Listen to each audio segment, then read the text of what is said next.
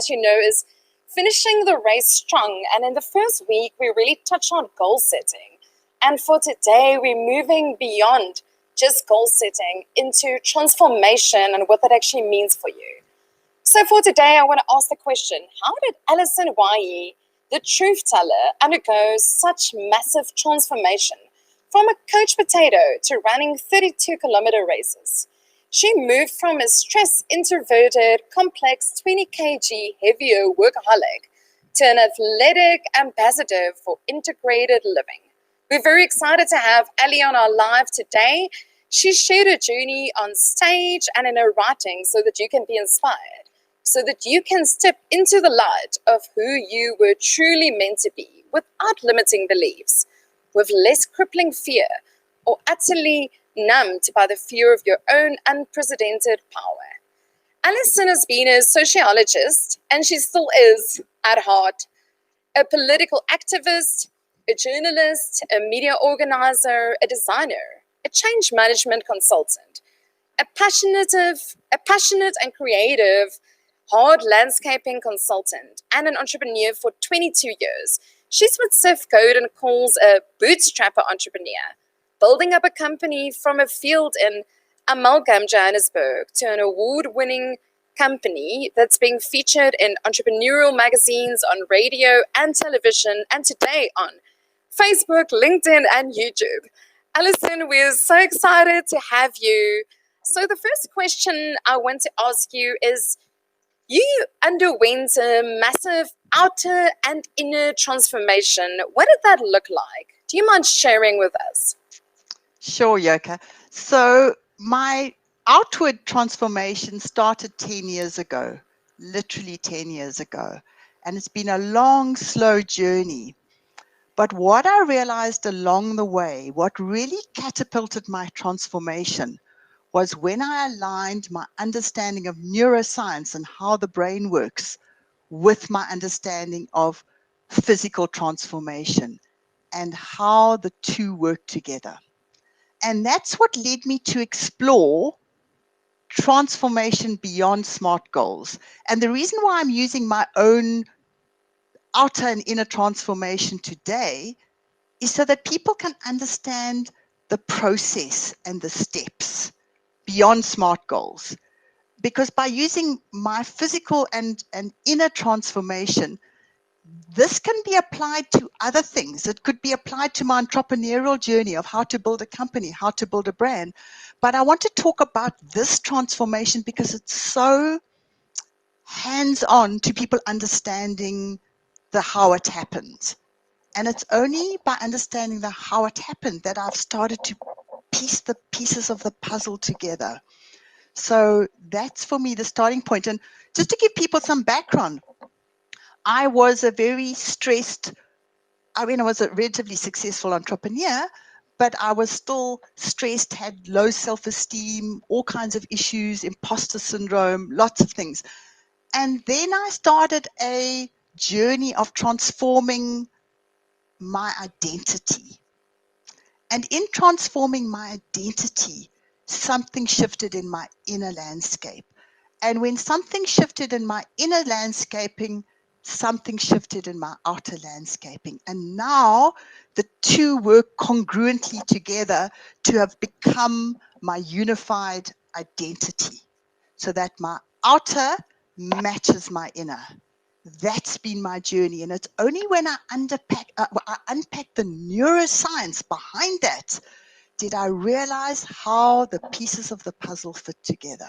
So often people say, I've got to set SMART goals, but actually, I'm going to use myself as an example because that's the most powerful way of storytelling that I can explain what happened for me.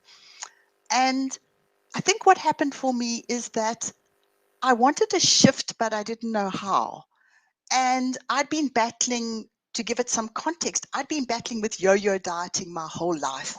I'd been battling with, I was 25 kilograms heavier, and then I was incredibly thin. And it was from one extreme to another, with no stability and no identity in between that. So I would go from very down to 56 kilograms. 85 to 56 is big jump. So what shifted for me is when I created an identity of health. It wasn't about my weight anymore. I haven't weighed myself for 5-6 years now. Not a clue what I weigh.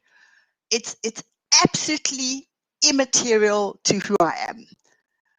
And my definition of myself has changed to want to be an ambassador for integrated living, so that my head is in a good space, my heart is in a good space, my gut is in a good space, and my body carries that natural intelligence with it. I don't know if that sort of makes sense to you. Just tell me if what I'm saying is because So I really want people to understand the yeah, I process want to ask if wasn't just an outer I transformation. want It to follow started up with that. on that. Yeah. Mm, I want to follow up on that. So, within the NLP process, which is really related to the neuroscience that yes. you've studied and the kind of coaching work that you do, Mm, I always say to people there's a process called neurological levels of change. And what that refers to is the higher up you go on the ladder, so the bigger the transformation is. So, mm. identity is the second highest level, and above that, you get purpose. So, have you also done work around your purpose, your vision and mission in life, and has that also had a massive impact, perhaps, on your even changing your identity? Massive. And what I often say, there's IQ, which is intellect, there's EQ, which is emotional. And for me, what I've been exploring, particularly in this last year, is IDQ, which is really understanding the intelligence of who you are, your place in the planet, and how you show up.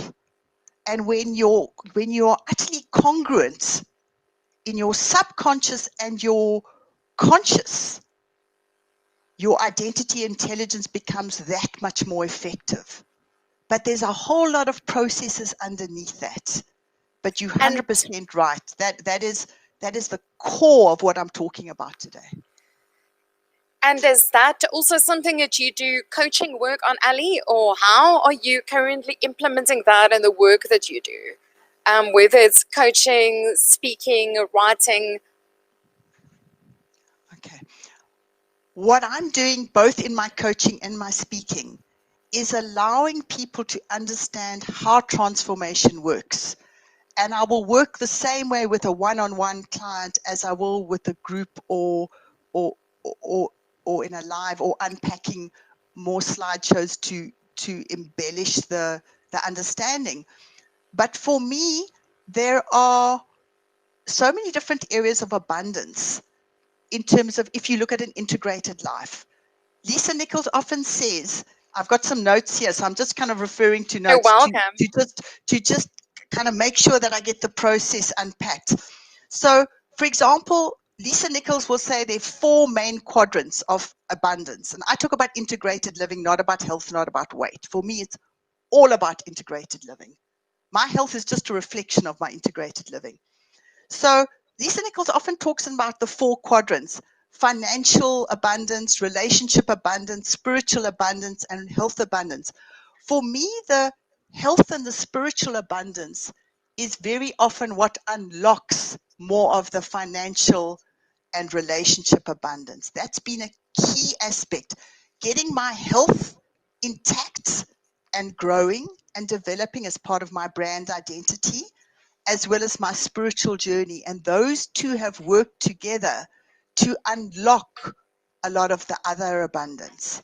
But in order to do that, sorry, my dog here. In order to do this, I had to get to grips with my conscious and my unconscious. And what I found is that years ago, or it was 2 years ago now, I was at Mind Valley, and there was a wonderful speaker on intuition. She's the author of 27 books. Her name is Sonia Chiquette. And she spoke about the barking dog in your head Mm. and what that does to your ability to manifest or to create abundance in all aspects of life. So what does that mean, the barking dog? the barking dog is that voice in your head that makes you believe you are less than. And it can be less than in finances, in relationships, in health, in whatever it is.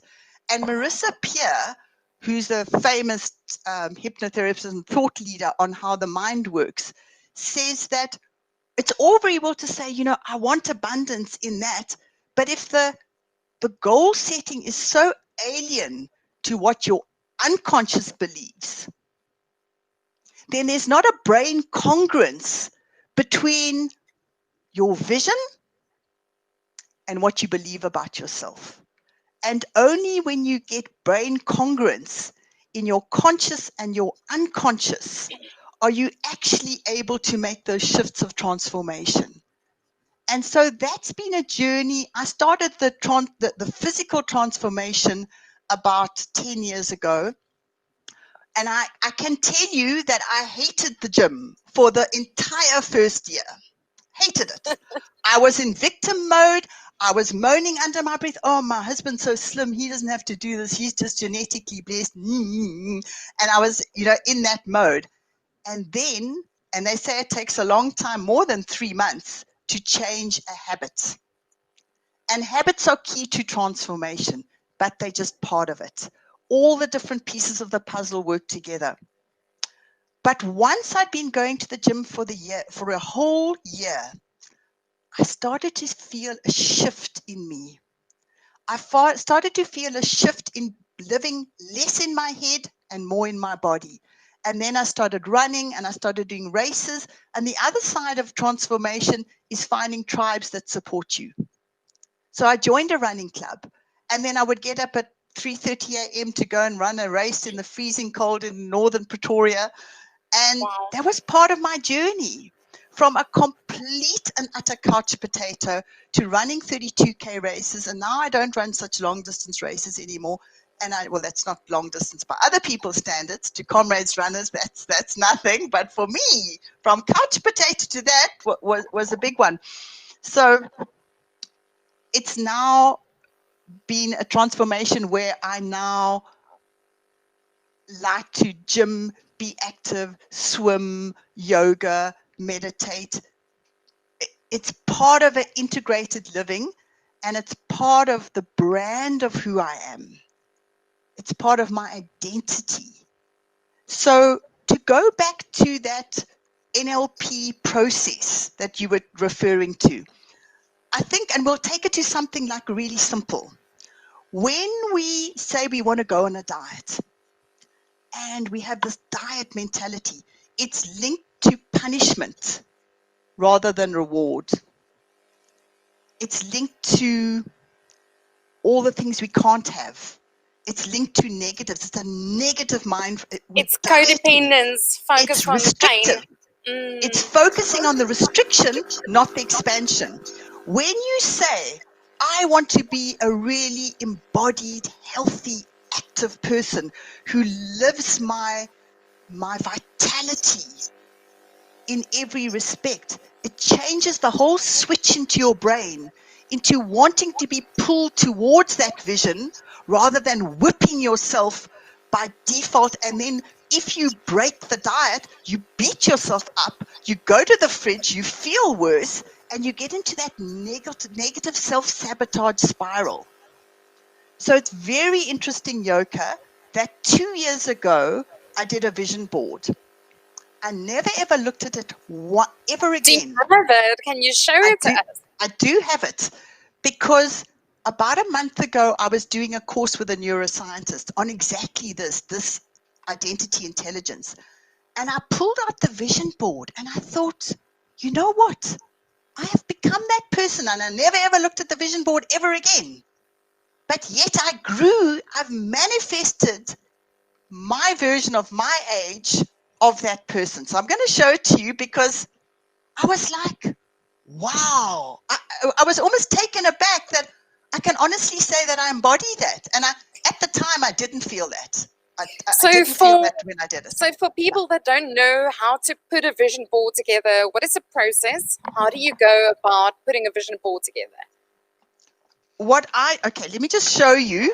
This is, can you see there? Yes. So lots of bodybuilding, exercise, skinny. So it wasn't about being skinny at all, because I had eating disorders when I was younger. So skinny was not on the agenda. The scale was not on the agenda. What I wanted to embody was a strong woman of courage, whose body was strong And that's and identity. whose spirit was strong, and the two were aligned. That is all I was going for. And there was no whip involved. There was a yearning to represent that. Mm, And so began a pulling towards. process. Yes. And so began a process of talking more kindly to myself, of gently putting the vision there, but not attached to the outcome. Because the 1 year, for example, I said it's my goal to run 12 21K races. Well, I got sick after 11 and I never made the 12th. But I'd made the 11. And that was part of my identity. Exactly. And I would have made the 12th if I hadn't been sick. And so one of the key aspects I have learned in this journey is not being attached to the outcome. And several people talk about this. Sri Kumar Rao is the most popular course at MBA Harvard level. And he talks about happiness and how to attain happiness. And he talks about don't be attached to the outcome. Mm. And I've had, I don't know how many other thought leaders actually amplify on that or extrapolate from that. And I think that when you're not attached to the outcome, you're not going to beat yourself up if the goals aren't met, because you're going for something bigger than your goals. You're going for an identity. You're not going for goals. That's why I said, let me talk to you about transformation that's beyond goals. Because when you're going for a vision, a vision is different to goals. Yeah, I just want to throw something in there, Ali. I love the work of Peter Drucker, and Yes. he specifically speaks about doing the right thing right. And nearly a year ago, something funny happened. And I was so excited, and I knew I could use this metaphor in all of my training, and I have. Yes. So what happened was British Airways, they flew to the wrong destination. So the passengers only picked up that they were landing in Edinburgh, Scotland, Yes. not Yes. in Dusseldorf, Germany. Yes. So only when the plane was starting to land, the passengers were looking at the little map and seeing like, this doesn't look right. This doesn't look like the scenery that we need. And then the air hostess asked the people to raise their hand in terms of what destination were they going to, and everyone were going to the other destination. So in the kind of work that I've done, which was also about getting people to their vision, their dream, which is very much aligned to what you're saying, is it's moving in the right direction. It's shoot for the moon. If you miss, you'll still land amongst the stars. It's like, even though you did 11 of the 12 races, you were doing the gymming, you were doing the races, you were doing the training, you were eating healthy, you were speaking to yourself in a kind way, you were moving in the right direction. And that's really what it's about. Well, with that plane, they just went on autopilot. They didn't check the flight plan. It was a human error situation that happens. And so very often in life, and that's why I'm so happy that you're here, is this is about getting out of autopilot. This is about stopping just living the way that you've always lived, keeping on following the same patterns, and never seeing that you're actually getting to the end result. So I think possibly with you, with the yo-yo dieting, eating disorders, beating yourself up, all of that throughout those years, you were doing a lot of the right things, but not in the right way, and not necessarily continuously moving in the right direction. So you might have lost the weight, but actually it would have impacted your health in a very negative way. And it was more about being healthy and being Yes. strong and having that strong spirit Mm. than necessarily being skinny and sitting with stomach issues, Yes. you All know, of that. anything like that. Yeah. Yeah. Yeah. Because so many of the solutions, that's why I love the kind of work that you do, is it's on a much deeper level. It's not just treating the symptoms of a client, it's helping them work with the cause and the deeper thing in the pits of their stomach, helping them Mm. work on that dream and desire than just Mm. a quick fix or just a shortcut. It's actually Yeah. about real transformation. So, in terms of the speaking side of things, how has that rolled out for you this past year? If you're looking on the transformation side, what have you been speaking about, and what has been happening in terms of maybe what you've put on your vision board and what started to happen on a broader Mm. level for you? Mm. Well, funny enough, I did another vision board. Here we go on my speaking. And here Amazing. we are. Just hold on. Fell down. So again, I did another vision board on my Okay, so I'm speaking, seeing coaching, speaking, coaching, different speaking, things. writing. Brilliant. And again, I'm not attached to outcome. I put it out there. I have a dream to speak on the Mind Valley stage because of how Mind Valley, which is one of the largest personal development organizations in the world, how it impacted my life, how the thought leadership there really, really shifted something in me the last 3 years. So Was there again, I'm not attached to outcome. I put it there, I put it away, and then what's happened is I've just started speaking, and I'm not really a speaker. I'm a writer that speaks my words from the heart, and I'm a truth teller, and I don't talk about anything that is not my embodied experience. I don't talk about anything that is somebody else's content that isn't what is literally embedded in my soul as my journey, because that's the only way I can feel I can be real. I can't talk about things that I haven't lived. So even with the speaking and the writing, it's just sort of happened organically now. And I'm being asked to speak on different things, maybe because I only speak about things that I feel I can are a lived experience. So somehow that's getting tapped into. And I'm not driving it and whipping it like a diet. A diet is whipped. A vision doesn't have to be whipped. It's different. And there's such a different energy when you live in flow. Steve Kotler is one of the people, and Mikhail and several others thought leadership on living in flow. But when you step into living in flow, it's completely different to being driven and goal setting and achieving and whatever, because you're driven by a vision that's bigger than you are. The reason why I talk is not about me. It's about my message. I'm just the medium. But if my message can help one other person feel better about themselves, more congruent, less self-doubt, more courage. For me, courage is a huge bridge. Courage is a bridge to doing lots of things. But how do you get courage? You only get courage by getting fear out of the way. And there are a whole lot of steps to that. So people talk about manifesting. It sounds all woo-woo, like you manifest this. But actually, there's neuroscience behind the process of manifesting.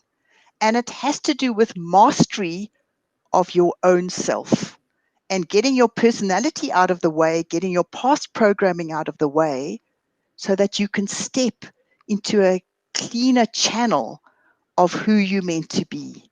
That's been my real spiritual journey alongside my physical transformation. I don't know if that makes sense. So, if you had to give the audience any tips or advice in terms of the starting of their process of transformation, what would that be? I can only say that what worked for me was starting with the physical. Might not be for somebody else. I had done self-development seminars till they were coming out of my ears, but nothing shifted. And it's all very well to say, accept yourself, feel abundant, whatever. easier said than done, because I did try that. But it's only when I got more into my body and less out of my head that something shifted, and then another gear shift happened. So that's what worked for me. Maybe that's not everybody's journey, but I'm just saying what was my personal journey. And then once I'd embarked on a shift, and that shift took a little bit of effort initially to shape shift who I was. I wasn't a couch potato anymore. And I remember standing in a race in the beginning at early morning in the freezing cold, and the race organizer with a gun said, "Athletes, are you ready?" And I was like, "What? He's talking to me? Me, an athlete? No, you can't be serious." But actually, I'd become an athlete. Okay, a very slow one, but you know what? I've come to the thing now that an athletic person is an athletic person in whatever form that is for you. So And that's the identity shift again, eh? that's the identity shift. That's the identity shift. And then the athleticism was then became a journey to go deeper into, so who am I as a strong, spiritually aware, more conscious person. So that was level 1 of my journey. Level 2 was going deeper. And very often, if we look at an iceberg, then the conscious mind is only the top part of the iceberg. Everything else that drives us, that motivates us, that programs us, our comfort zones, our emotions, our limiting beliefs, our knowledge, our self-worth, a lot of that is actually below the surface of the iceberg. So what people often see in our perception of ourselves is often just our conscious side. And when we start to work with our unconscious and unpack our unconscious and start to work with that energy and create greater congruence. John Assaraf is a great researcher and speaker, and he talks about brain congruence, when your subconscious, your conscious and your unconscious work together and they believe one another. So for example, you can't transform if you're beating yourself up all the time about how bad you are. Because you've got this vision of the strong, spiritual, aligned person, but you look in the mirror and you're going, "Oh, you know what? Ugh." So how can that person who talks to themselves that way ever become the vision of the other person?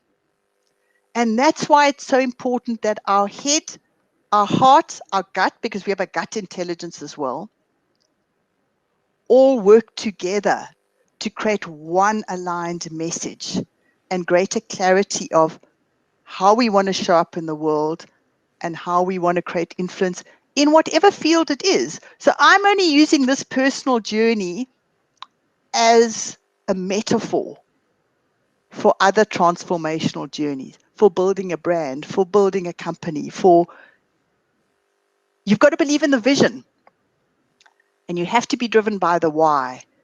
If you're not driven by the why you want that vision, it's an empty vision because your heart doesn't believe it. And your I gut and love your intuition doesn't believe it. So you're saying empty words because deep in your soul is not going along with the ride. It's there's a disjuncture. And when you get that disjuncture, you create chaotic neuroscience in your brain. Mm. And there's a neural dissonance. And when there's a neural dissonance, you don't create an identity intelligence. I don't know if this is making sense, what I'm saying. so your coaching work, can you help people aligning that head, heart, and gut, or what does your coaching process look like? Well, I try and unpack what are people's deepest core beliefs and try and create a shift in their to get rid of their self-limiting beliefs about their perceptions about who they are, who they're capable of being. And I call myself the reinvention revolutionary because I've changed so many identities in my lifetime. And it's only by understanding that process, that we can liberate ourselves from the labels and the boxes we have literally created for ourselves. You can't have a vision, but you've boxed yourself and labeled yourself, because then your heart and your head, they ain't going to be going on the same journey. It just doesn't work like that. It's about you. It's about, like you saying, the destination was X, but you pack for Y. So you're going to, you know, the snow in Switzerland. My son's studying in Switzerland. You're packing for the snow in Switzerland, but actually you headed to Mallorca. Um, Before, it's about the neural yeah, pathways. Yeah. before we end off, I just want to ask you a last Yes. question. You Yes. had a very interesting life, and you did work in the poorest suburbs and Mm. lived and worked in the wealthiest suburbs in Johannesburg. How did you have to reinvent yourself to be applicable to so many different markets and understanding people? That has been my biggest life lesson, and it's made me who I am today, is that I worked in the poorest townships of Cape Town, and I've worked in the wealthiest estates and suburbs in Johannesburg. And that's given me a rich understanding of our common humanity, all of us. And what I talk about is our common humanity in everything I talk about. I, everything that I'm talking about today applies to everybody. And your vision can be to provide for your family. Your vision can be, it doesn't have to be what Jim Collins calls a big, hairy, audacious goal, that you're going to be Elon Musk, because your That you're going to subconscious die on might not Mars. believe that. Your subconscious might not believe that you're going to be Elon Musk. And Marissa Peer talks a lot about this. Have a realistic vision and don't have an attachment to it, and navigate the journey about loving the journey, not the destination. That's But there's a wonderful. lot of subconscious processes that you have, unconscious process that you have to unpack in order to understand that goals are just minor stepping stones in non-attachment. That's all they are. And I think so many people put all the emphasis on goals, and then they beat themselves up when they don't achieve them, or they get rerouted. We all get rerouted along life. We plan to get X and Y happens, and we get thrown a curved ball. Our life is all about curved balls all the time. But it's how to What navigate and transformation keep that identity alive within the curved balls. I think that's what's been key for me. Yeah. What transformation do you hope to bring through your book? To make somebody else feel less alone. I felt so alone growing up. I thought I was the only complex, insecure, no self-worth, battered self-esteem person in the world. And now I know we all have imposter syndrome. There's almost nobody that doesn't have. And Lisa Nichols says something beautiful. She says, when you embrace simultaneously your magnificence and your shadows all the time, all together, you've truly found the secret of life. And I love that way of looking at it. It's like saying, this is who I am. In my magnificence and in my shadows, I'm all of that. I'm vulnerable. Some days I feel great, and other days I feel super vulnerable.